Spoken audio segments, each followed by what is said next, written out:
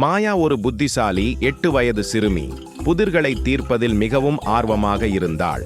ஒரு நாள் அவளுடைய தந்தை அவள் இதுவரை பார்த்ததிலேயே மிகப்பெரிய பசில் வாங்கினார். ஒரு வானவில் காட்டின் 500 துண்டுகள் கொண்ட படம். மாயாவின் கண்கள் விரிந்தன. ஆஹா, ஆனால் இது மிகப்பெரியது, என்னால் அதை முடிக்க முடியாது என்று அவள் சொன்னாள். அவளுடைய தந்தை சிரித்துக்கொண்டே பதிலளித்தார், இன்று நீங்கள் அதை முடிக்க வேண்டியதில்லை. ஒரு நேரத்தில் ஒரு சிறிய துண்டு மட்டும் செய்யுங்கள், அதுதான் ரகசியம். மாயா முயற்சித்தாள். முதல் சில துண்டுகள் பொருந்தவில்லை. அவள் விரக்தி அடைந்து கிட்டத்தட்ட கைவிட்டாள். ஆனால் அவள் தந்தையின் வார்த்தைகளை நினைவில் வைத்தால் ஒரு நேரத்தில் ஒரு சிறிய துண்டு மட்டும் சேர்க்கத் தொடங்கினாள். அதனால் அவள் முதலில் ஒரு துண்டு வைத்தாள், பின்னர் இன்னொன்று, மற்றொன்று. ஒவ்வொரு நாளும் அவள் கொஞ்சம் கொஞ்சமாக செய்தாள். மெதுவாக புதிர் வடிவம் பெறத் தொடங்கியது. பச்சை மரங்கள், பிரகாசிக்கும் வானவில், சிறிய நதி.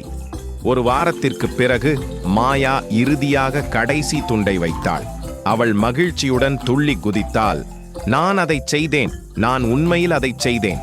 அவளுடைய தந்தை அவளை கட்டிப்பிடித்து, பார்த்தாயா, சிறிய அடிகளை எடுத்து வைக்கும்போது எதுவும் முடியாதது இல்லை. மாயா முடிக்கப்பட்ட பசில் பார்த்து முக்கியமான ஒன்றை புரிந்து கொண்டாள். பெரிய காரியங்கள் ஒரே நாளில் செய்து முடிக்கப்படுவதில்லை. ஒவ்வொரு நாளும் சிறிய முயற்சிகளால் அவை செய்யப்படுகின்றன.